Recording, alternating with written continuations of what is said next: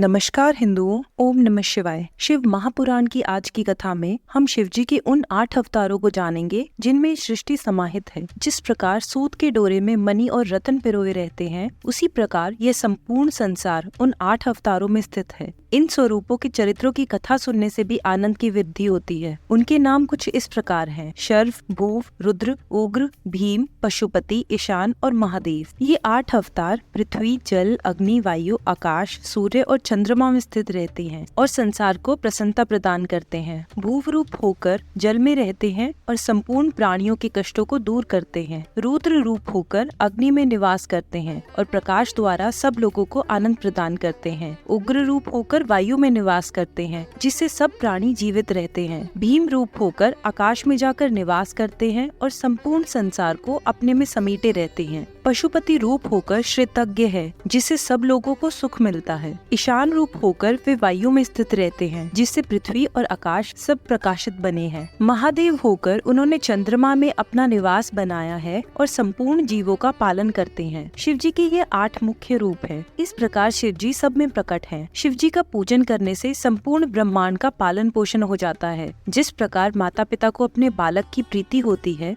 उसी प्रकार मनुष्य को चाहिए कि संसार के समस्त प्राणियों पर प्रेम रखे। ऐसा आचरण करने वाले व्यक्ति पर शिव जी अत्यंत प्रसन्न होते हैं। अस्तु सब जीवों में शिव जी का ही स्वरूप जानकर सब पर स्नेह रखना चाहिए। जो मनुष्य अपनी भलाई चाहता हो, उसे उचित है कि वह शिव जी के इन 8 स्वरूपों की सेवा किया करे। जब ब्रह्मा जी ने सृष्टि को उत्पन्न करना आरंभ किया, तो उन्होंने उसका पालन भी माता के समान किया, परंतु वह किसी भी प्रकार वृद्धि को प्राप्त नहीं हुई। उस समय वे अत्यंत चिंतित होकर यह विचार करने लगे कि अब मैं कहाँ जाऊँ और किसकी सहायता लूँ। उस समय उन्हें चिंतित देखकर यह आकाशवाणी हुई: हे ब्रह्मा, तुम मैथुनी सृष्टि उत्पन्न करो, वह सृष्टि वृद्धि को प्राप्त होगी। उस आकाशवाणी को सुनकर उनके भी मन में ऐसी इच्छा हुई कि मैं ऐसी ही सृष्टि उत्पन्न करूँ, परंतु उसमें उन्हें सफलता नहीं मिली। तब उन्होंने यह विचार किया कि बिना शिव जी की सहायता के मेरा मनोरथ सफल नहीं होगा, इसलिए उन्होंने तपस्या करना आरंभ किया। उस तप से प्रसन्न होकर शिव जी अर्धांगिनी स्वरूप धारण कर उनके पास आए। उन्हें देखकर उन्होंने बड़ी ही स्तुति की और अपनी अभिलाषा कह सुनाई। उस समय शिव जी ने यह कहा: हे ब्रह्मा, हम तुम्हें वरदान देते हैं कि तुम्हारा मनोरथ पूर्ण हो। इतना कहकर उन्होंने अपने शरीर को शक्ति से अलग कर लिया। तब शिव और शक्ति के दोनों अलग अलग रूप दिखाई दिए।